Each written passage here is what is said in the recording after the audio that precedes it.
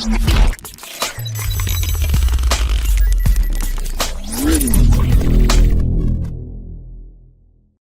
আসসালামু আলাইকুম। BD Android tips and tricks আপনাদের সবাইকে স্বাগতম। কেমন আছেন বন্ধুরা?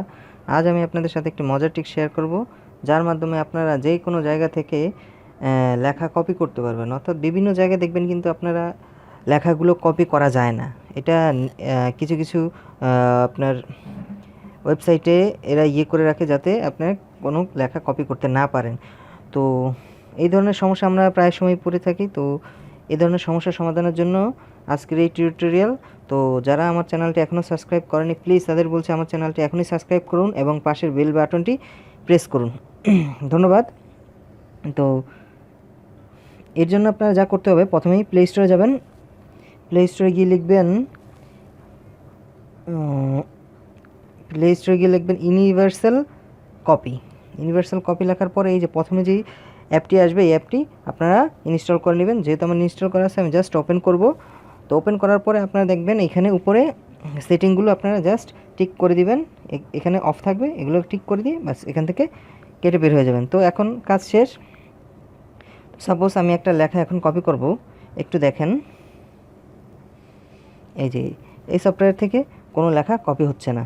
তো এটা কিভাবে করব দেখেন। এই যে হচ্ছে না, কোনোভাবেই এখান থেকে করা যায় না। সো এটার জন্য আপনাকে কী করতে হবে, এখান থেকে উপর থেকে এই যে দেখেন অ্যাক্টিভ মোডে আছে, ইউনিভার্সাল কপি অ্যাক্টিভ মোডে না থাকলে অ্যাক্টিভ করে নেবেন। তো এখানে প্রেস করবেন। প্রেস করার পরে পুরো পেজটা মার্ক হয়ে যাবে। মার্ক হওয়ার পরে আপনি এখানে এই যে উপরে যে কোনায় বাটনটি দেখছেন, এই বাটনে প্রেস করবেন।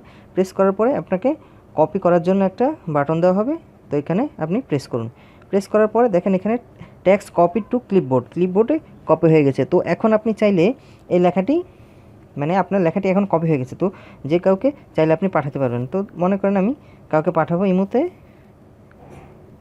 তো এখানে এসে আমি লিখলাম, ধরে পেস্ট করে দিব, জাস্ট পেস্ট করে দিলাম। এই যে দেখুন লেখাটি অলরেডি চলে আসছে এখানে। এই যে দেখুন লেখাটি চলে আসছে। ঠিক আছে।